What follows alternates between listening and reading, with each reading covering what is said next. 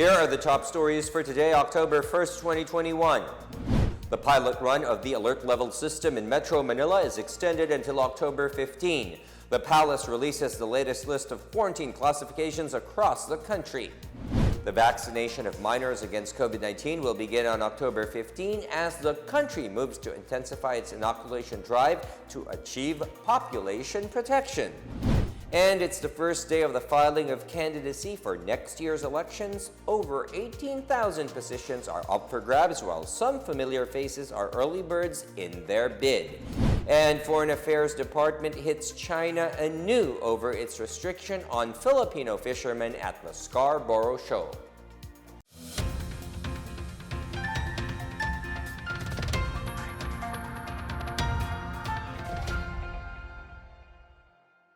Good day, I am William Theo. Welcome to the PNA Newsroom. Metro Manila will stay under Alert Level 4 until October 15 as COVID-19 reproduction rate has dropped in the region. The Interagency Task Force for the Management of Emerging Infectious Diseases has expanded some business operations. Dine-in services, in-person religious services, and personal care services will increase by 10% for fully vaccinated individuals.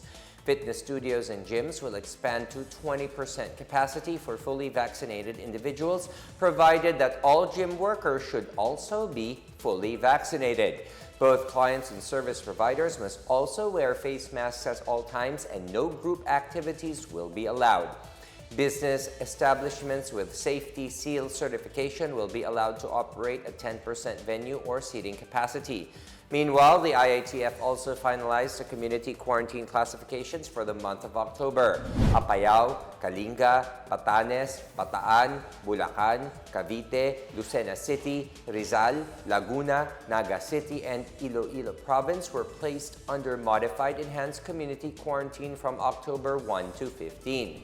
Abra, Baguio City, Ilocos Sur, Pangasinan, Cagayan, Isabela, City of Santiago, Nueva Vizcaya, Quirino, Quezon, Batangas, Bacolod City, Capiz, Iloilo City, Lapu-Lapu City, Negros Oriental, Bohol, Zamboanga del Norte, Zamboanga del Sur, Cagayan de Oro City, Misamis Oriental, Davao del Norte, Davao Occidental, Butuan City, and Surigao del Sur were placed under general community quarantine with heightened restrictions from October 1 to 31.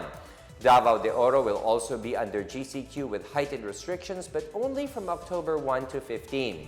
Under GCQ from October 1 to 31 are Ilocos Norte, Dagupan City, Benguet, Ifugao, Tarlac, Marinduque, Occidental Mindoro, Oriental Mindoro, Puerto Princesa, Albay and Camarines Norte, Aklan, Antique, Guimaras, Negros Occidental, Cebu City, Cebu Province, Mandaue City, Siquijor, Tacloban City, Zamboanga Sibugay, Zamboanga City, Misamis Occidental, Iligan City, Davao City, Davao Oriental, Davao del Sur, General Santos City, Sultan Kudarat, Sarangani, North Cotabato, South Cotabato, Agusan del Norte, Agusan del Sur, Dinagat Islands, Surigao del Norte, Cotabato City, and Lanao del Sur. The rest of the Philippines will be under the least restrictive modified general community quarantine. The Philippines will kick off the pilot rollout of the inoculation of minors against COVID-19 on October 15. The details from Chris Mundo. Vaccination for minors aged 15 to 17 is set to start by mid-October. The vaccination of children will be piloted in 5 hospitals across Metro Manila, starting with those who have comorbidities or are dependents of healthcare workers. Vaccine czar Carlito Galvez Jr. said pediatric vaccination would be done under a phased approach to ensure the safety of children. He said it would be done slowly, surely, and under close monitoring. He also assured that the vaccine rollout is safe and effective, noting that more children have been administered with the vaccine globally and that the COVID-19 jab is different from Dengvaxia. The Department of Health has recommended the initial protocol for the initial run, such as clearance from their pediatricians or trained doctors. Informed consent must also be issued by minors, as well as their parents or guardians. The National Task Force Against COVID-19 has earlier identified 5 hospitals in Metro Manila for the pilot run. These are the Philippine Heart Center, the National Children's Hospital, the Philippine General Hospital, and 2 other medical centers that deal with pediatric comorbidities. Meanwhile, most of the local government units are said to be all set in the pilot rollout, as most cities have reached the most numbers of vaccinees. Once the pilot vaccination starts, Galvez said children with comorbidity will be categorized as additional A3, while dependents of healthcare workers will be considered under the A1 priority group. He said the government could vaccinate around 12 million children by October or November with the arrival of more COVID-19 vaccines in the country. For the PNA Newsroom, I'm Chris Crismundo. More COVID-19 vaccines are expected to arrive during the last quarter of the year. These consist of Western brands such as Pfizer and Moderna. This is confirmed by Vaccine Czar Secretary Carlito Galvez Jr. during the arrival of the Moderna vaccines yesterday. Galvez also said that while there are some delays in vaccine shipment in September, at least 100 million doses are set to arrive this month alone. He also assures that the country will be able to achieve its target of 800,000 to 1 million jabs administered per day. President Rodrigo Duterte maintains his stand against getting a third shot or booster shot of COVID-19 vaccines. This as he noted that other Filipinos have yet to achieve the life-saving jabs considering the limited supply in the country. Tama na yung dalawang doses. Huwag ninyong sobrahan. Delikado. At alam mo, when you do that in multiple, hindi ka magsabi ng totoo, you deprive your countrymen, the others na hindi pa, sa isang bakuna na maibigay doon sa kapwa mo tao. The country has so far administered over 45 million doses of COVID-19 jabs nationwide. Based on the data from the National COVID-19 Vaccination Dashboard, as of September 29, over 21 million Filipinos have already acquired full protection against the dreaded disease, while more than 24 million are waiting to get their second dose. The average daily jabs administered in the last 7 days stood at 353,774 doses. The government has allotted 29 million doses for the vaccination of minors aged 12 to 17 years old. President Rodrigo Duterte announced that the United States would be donating about 5 million doses of COVID-19 vaccines. He said he wants to personally go there to thank the United States government. The U.S. government has donated at least 13.2 million COVID-19 vaccines to the Philippines, including 10 million doses through the COVAX facility. Presidential spokesperson Harry Roque earlier said that the national interest and the U.S. government's COVID-19 vaccine donation likely have factored in Duterte's decision to keep the VFA or the Visiting Forces Agreement. May mga bakuna may dumating. Kasasabi lang ni Secretary Galvez o Secretary Roque na ang Amerika nagbigay bago 5 million. Ang bait ng Amerika. Baka pupunta ako doon. Just to thank the American government and the people. Ano bang itsura ng Amerika? The United States is looking forward to furthering its ties with the country. In a forum hosted by the Strat-based Albert Del Rosario Institute, Senior Foreign Policy Advisor to the U.S. Indo-Pacific Command Ambassador Jennifer Galt said the United States is committed to working with the Philippines in ensuring it has the capabilities to defend its interests. She mentioned the persistent actions across the region and in the South China Sea that create a new threat to sovereignty and economic security.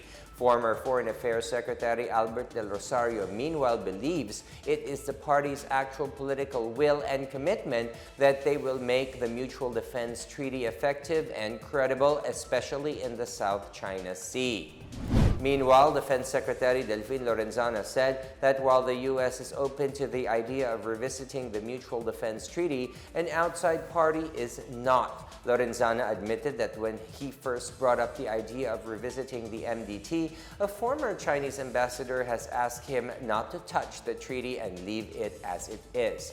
The Mutual Defense Treaty is an accord that stipulates that the Philippines and the United States would support each other if either of them were to be attacked by an external party.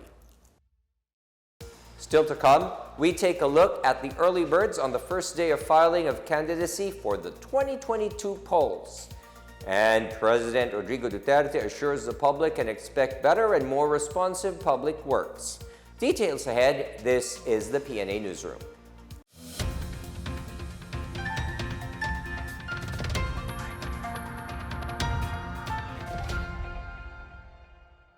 Ito ang Fast 5. Mayroon tayong 5 minuto para tanungin ang mga eksperto tungkol sa COVID-19.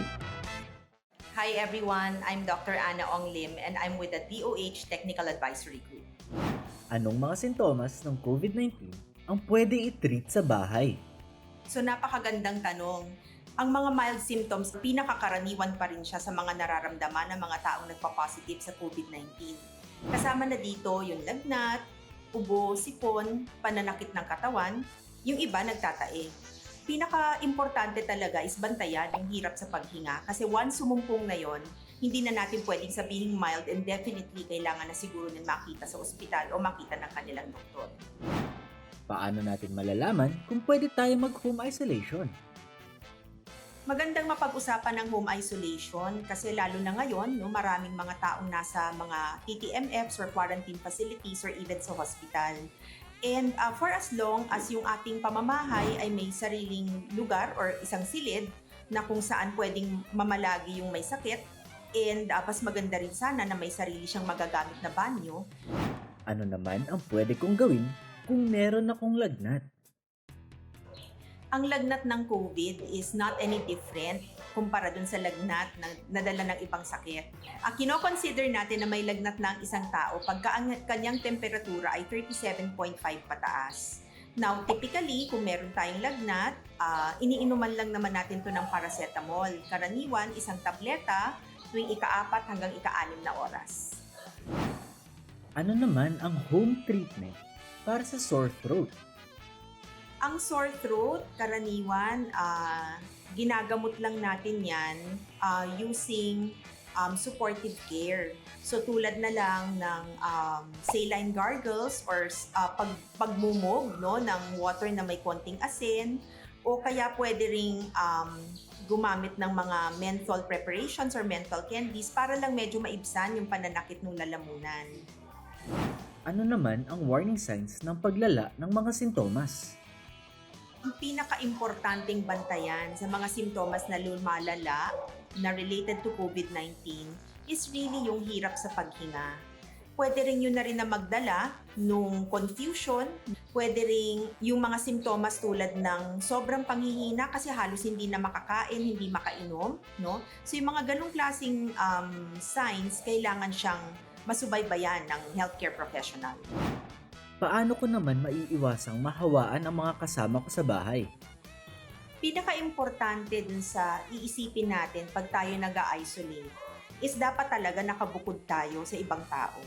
So, dun lang tayo sa ating silid, dun na tayo kakain, hindi na tayo lalabas hanggang makatapos ng 10 araw.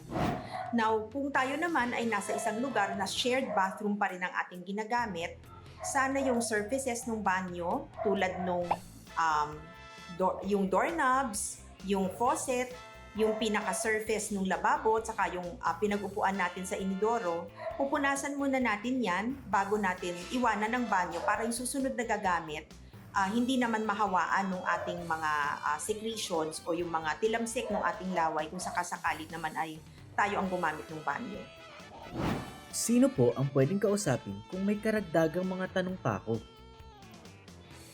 Maraming resources sa ating mga communities at napakaraming health workers na handang tumulong. No? So unang-una na siguro doon yung ating mga BHERTs, no? Sila naman ay naabisuhan, o yung mga midwives or nurses sa ating community, even our local health center physicians, they're always ready to help us with our questions.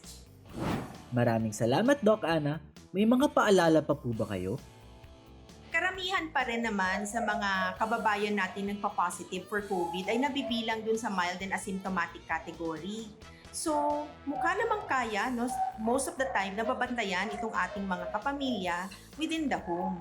Ang importante lang, siguro, habang maaga, meron ng link to telemedicine o kaya nakausap natin yung ating mga barangay or community healthcare workers para kung sakasakalit medyo lumala yung lagay ng ating kapamilya ay nakaset up na kung anong susunod nating gagawin. Maraming salamat sa inyong lahat and mag-ingat po tayo. Bida Solusyon Plus laban sa COVID-19.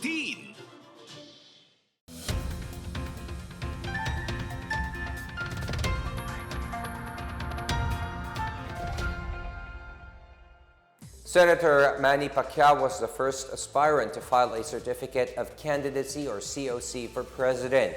The senator also named his running mate, former Manila Mayor and Buhay Party List Representative Lito Atienza. Accompanied by his wife Jinky, Pacquiao filed the COC with the Commission on Elections on the first day of the one-week filing period at the Sofitel Harbor Garden Tents in Pasay City. He is represented by an alliance composed of PDP Laban, Probinsya Muna Development Initiative, and the People's Champ Movement. Pacquiao said an alliance was sought since there is still a problem with PDP Laban. As for choosing Atienza as his running mate, Pacquiao said the congressman has served the public for more than 50 years and he has the sincerity, expertise, and real desire to help the country. For his part, Atienza said he agreed to run as Pacquiao's running mate as he supports his advocacies. Meanwhile, other personalities that also filed their respective COCs for senator are Antique Representative Loren Legarda and Sorsogon Governor Francis Chis Escudero. Legarda filed her COC while Escudero's COC was submitted by lawyer George Garcia. The Agricultural Sector Alliance of the Philippines, or AGAP Party List, was the first to file their list of nominees and certificate of nomination and acceptance for the May 2022 polls. AGAP was represented by its first and second nominees, Nicanor Briones and Lala Soto. Mayor Vico Soto also filed his certificate of candidacy for re-election as mayor in Pasig City. He is accompanied by his parents, Connie Reyes and Vic Soto. Malacanang said President Rodrigo Duterte continues to fulfill his mandate as the country's chief executive despite his plan to join the 2022 vice presidential race. Presidential spokesperson Harry Roque said President Duterte is busy performing his duties amid the election season. As for the filing of his certificate of candidacy, Roque said, "Let us just wait on October 8." Hindi ko po alam kung ano magiging desisyon ng Presidente at antayin po natin ang October 8. No? Ang alam ko lang po ay meron na siyang pinirmahang Certificate of Candidacy, no? In acceptance of nomination. Tuloy-tuloy naman po ang trabaho. Work as usual po. Meantime, Roque said the president has not received any resignation letter from cabinet officials who might join next year's elections. He said there is no need for cabinet secretaries to vacate their respective posts since they will be considered resign once they file their COCs. Wala pa po akong nababalita ang nagre-resign. Ang paghahain naman po ng Certificate of Candidacy will have the effect of resignation. Okay? So, hindi na po kinakailangan mag-resign kapag naghain ng Certificate of Candidacy. At ang aking inuulit-ulit po, hindi po ibig sabihin na palibasa mawawala ang sekretaryo, magkakaroon na po ng leadership vacuum kasi palagi po yung merong OIC. Kaya po meron tayong palaging USEC at mga ASEC sa iba't ibang mga departamento. The Commission on Elections is looking to release the list of official candidates for the May 9, 2022 elections by the middle of October. Comelec Chair Sharif Abbas said the certificate of candidacy to be submitted by aspirants will be brought to the main office for screening. Aspirants for next year's polls will be filing their COCs from October 1st to 8.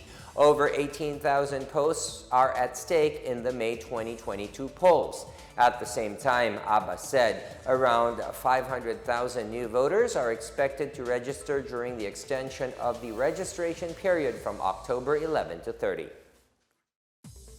The Office of the Provincial Election Supervisor of the Commission on Elections in Siquijor held on Thursday a simulation exercise for the filing of certificates of candidacy for next year's elections. Election Supervisor Jerome Brillantes assured that everything is in place for the COC filing until October 8. The simulation exercise was held as Siquijor is grappling with a rising number of COVID-19 cases, which resulted in the imposition of granular lockdowns during the past few weeks. Brillantes said they implemented measures for the start of COC filing, such as putting up 3 tents on the Capitol grounds to ensure safe physical distancing. Siquijor Province has 6 municipalities: Siquijor, Maria, Lazi, Enrique Villanueva, Larena, and San Juan, where candidates for mayor, vice mayor, and councilors will file their COCs at the respective Comelec offices in their town. Meanwhile, the Comelec office in Antique Province is also ready to receive local politicians who will file their COCs from October 1 to 8. The provincial and municipal election offices in the 18 towns of the province will be open from 8 a.m. to 5 p.m. on these dates. Comelec Antique election assistant Hans Abariento said they would only allow 2 members of the media to cover inside the provincial office. They are also limiting the number of people inside the Comelec provincial office as a preventive measure against the spread of COVID-19. President Rodrigo Duterte on Thursday promised to use his remaining months in office in pursuing better and more responsive public works in the country. Duterte made the vow during the inauguration of the Bonifacio Global City to Ortigas Center Road Link project in Taguig City. Duterte said the BGC Ortigas Road Link project proves his administration's significant strides in infrastructure development under the Build, Build, Build program as the economy recovers from the COVID-19 pandemic. He added that it is vital in achieving safe, time-efficient, and dignified travel among motorists in Metro Manila and nearby areas. Duterte also hailed the Department of Public Works and Highways and its partners for the completion of this project. The BGC Ortigas Road Link project, a flagship infrastructure project of the Duterte administration, is projected to help decongest traffic volume in EDSA and C5 Road by 20%. A lawmaker at the House of Representatives on Thursday urged the Department of Education to require free rapid antigen testing for the pilot face-to-face classes. Misamis Oriental Representative Juliet Uy said the DepEd can more effectively monitor the health of teachers and students participating in the trial resumption of campus-based classes through the conduct of rapid antigen testing. Uy also suggested that DepEd should have more public seniors high schools in its plan to have limited face-to-face classes. She stressed that most senior high students are already 18 and would be eligible for vaccination under current emergency use authorization. The DepEd said the pilot implementation would be done among a maximum of 120 schools across the country, prioritizing Key Stage 1 learners or Kinder to Grade 3. Meanwhile, the House of Representatives on Thursday night adopted a resolution urging the DepEd to give an automatic passing mark to students of the K-12 basic education program for school year 2020 to 2021. The Chamber adopted House Resolution 2267, which aims to protect the students' health and well-being in light of the abrupt changes in education undertaken during the COVID-19 pandemic. It also noted that online classes and blended learning have presented teachers and students with new sources of stress. It said scholastic leniency should be accorded to all students currently enrolled in the K-12 program to ease their burdens and protect their mental health as well as their well-being.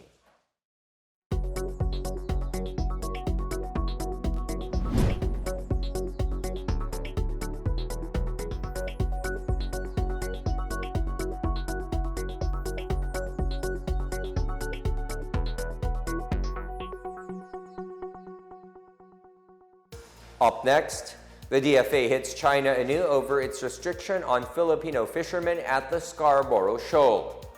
And the Philippines revises its list of red, yellow, and green countries. Only the territory of Bermuda is on the red list.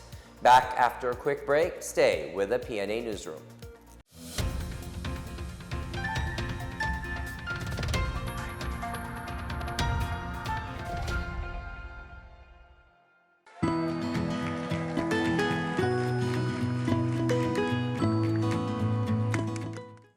The COVID-19 pandemic has greatly changed our lives for the worse. Lives and jobs were lost and economies reached a meltdown. Thanks to the arrival of safe and effective vaccines, we are one step closer to normalcy. It's time to do our part, get vaccinated for our safety and for our recovery. If you are there in that community, go there and have yourself vaccinated by any of the vaccines available. They are all potent, they are all effective. I would like to appeal to all our kababayans, please get vaccinated against COVID-19 and be the government partner in preventing further spread of the disease. I encourage you to get vaccinated as soon as possible time. These vaccines are safe and they are the key to reopening our society.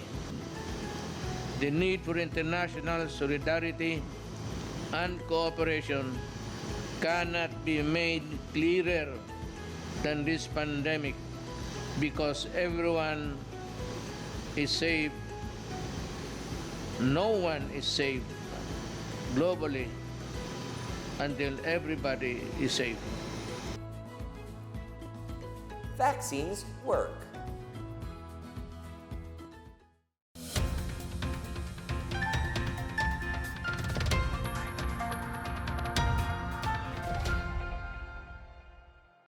The Department of Foreign Affairs on Thursday has protested China's restriction imposed on Filipino fishermen in Scarborough Shoal or the Bajo de Masinloc. Foreign Affairs Secretary Teodoro Ocsin Jr. instructed the DFA to file the diplomatic protest, noting that China has illegally restricted Filipino fishermen from conducting legitimate fishing activities in the area. Locsin also ordered the filing of protests on Chinese radio challenges unlawfully issued against Philippine maritime patrols and the continued presence of Chinese fishing vessels in the vicinity of Iroquois Reef. The fresh diplomatic protests follow a flurry of notes, verbales, lodged by the DFA early this year over Beijing's continued and increased presence within Philippine waters. On Wednesday, Muntinlupa Representative Rufi Biazon confirmed that some 150 Chinese fishing vessels were sighted in the West Philippine Sea. Malacanang said the Philippines has placed the British Overseas Territory of Bermuda on its red list. The Interagency Task Force updated its list of countries, jurisdictions, and territories that belong to the red, yellow, and green list for October 1st to 15. Presidential spokesperson Secretary Harry Roque said Bermuda is the only country on the red list, where there are 49 countries on the green list. All other countries, jurisdiction, territories are in the yellow list. Travel restrictions have been imposed on travelers from high-risk countries that are under the red list. The yellow list is composed of destinations classified as moderate risk, while the green list is composed of destinations classified as low-risk countries or jurisdictions based on disease incidence rate. The Presidential Communications Operations Office, or PCOO, on Thursday launched the Barangayanihan Caravan. The caravan aims to inform the public of the accomplishments of President Rodrigo Duterte's administration in line with the Tapang at Malasakit agenda and the whole-of-nation approach. PCOO Assistant Secretary J.V. Arcena enumerated various projects carried out in the Cordillera region, such as those that address peace and order problems, build infrastructure, and ensure food security and livelihood. Arcena also mentioned the strengthening of the Pantawid Pamilyang Pilipino program that led to 1,083 families in the region succeeding in improving their living conditions. Efforts to eliminate insurgency have led to the surrender of more than 400 fighters of the New People's Army. Meanwhile, 9 COVID-19 facilities have been established and more than 400,000 residents have been vaccinated. Arsena also mentioned the 200 million peso fund from the Office of the President to allow Baguio City to commence the realization of its Smart City project that will achieve digital governance for more effective services to its residents.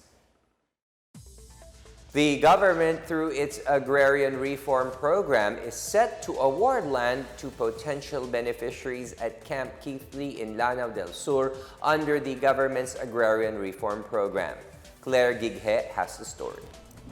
The Department of Agrarian Reform or DAR Regional Office 10 kicked off on Tuesday the validation of potential agrarian reform beneficiaries or ARBs for Camp Keithley, a military reservation in Marawi City, and the municipalities of Piagapo, Sagyaran, and Marantao under the Comprehensive Agrarian Reform Program or CARP. We are here right now to validate who are those ARBs, potential ARBs who are really actual occupants in that area, because for a decade, they have been in possession of that land holding pero wala silang titulo. She said DAR was instructed by the President under Executive Order 75 to award idle government-owned lands, including Camp Keithley, to identified qualified beneficiaries who are occupying the said land holdings. Makadingdang said around 4,600 of the 6,667 hectare area of Camp Keithley is subject to CARP coverage.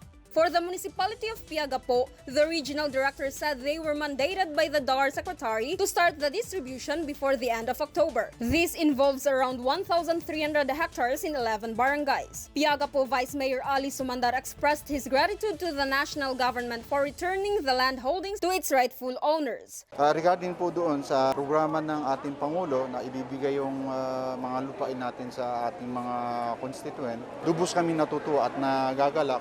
And of course, nasisiyahan dahil matagal na po namin itong inaasam-asam na maibigay po natin sa ating mga constituent natin. Although nasa kanila yung lupa, pero hindi ma-award-award sa kanila dahil... Sumandar also pledged his support and cooperation to DAR for the smooth distribution of lands. For PNA Newsroom, Claire Gighe of the Philippine Information Agency Ligan City Information Center. The Mindanao State University Marawi campus has conferred a Doctor of Humanities honoris causa degree to Philippine Sports Commission Chairman Butch Ramirez. MSU System President Habib Makaayong led the awarding during the university's celebration of its 60th founding anniversary on Wednesday. Ramirez was recognized for his contribution to the Mindanao Sports for Peace movement. In his acceptance speech, Ramirez said President Rodrigo Duterte made it clear to him when he assumed office to bring sports to the periphery. Just 2 months after the siege in Marawi in 2017, the PSC aided more than 300 displaced children to conduct the UNESCO-recognized project, the Children's Games. The following year, the agency brought the program inside MSU to more than 500 children from all over the city. Ramirez is set to return to Marawi for the official unveiling of the newly rehabilitated MSU track oval next month.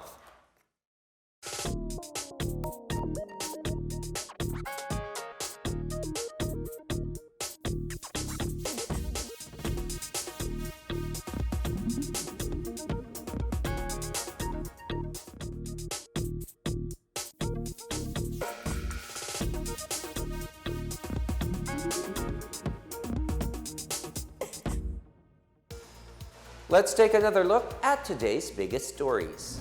The pilot run of the alert level system in Metro Manila is extended until October 15. The palace releases the latest list of quarantine classifications across the country. The vaccination of minors against COVID-19 will begin on October 15 as the country moves to intensify its inoculation drive to achieve population protection. And it's the first day of the filing of candidacy for next year's elections. Over 18,000 positions are up for grabs, while some familiar faces are early birds in their bid. And Foreign Affairs Department hits China anew over its restriction on Filipino fishermen at the Scarborough Show. As Filipinos, we all have a vital role to play in preventing the spread of COVID-19. So remember, wear your face masks and face shields, wash your hands often, practice safe physical distancing, Go out only for essential reasons and get vaccinated as soon as possible to protect ourselves, our families, and the community. Together, we can beat COVID-19.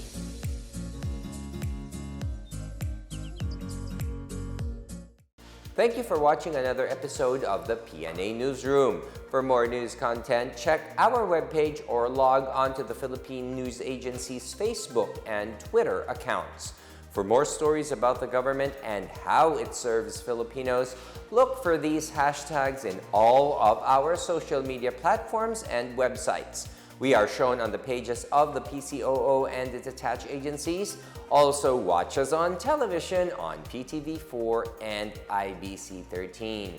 And it is 85 days more to go before Christmas. That's under 3 months, and a happy weekend to everyone. And that's your daily dose of the biggest stories that you need to know. From the PNA Newsroom, we tell stories that inspire change. I am William Theo. Good day to all.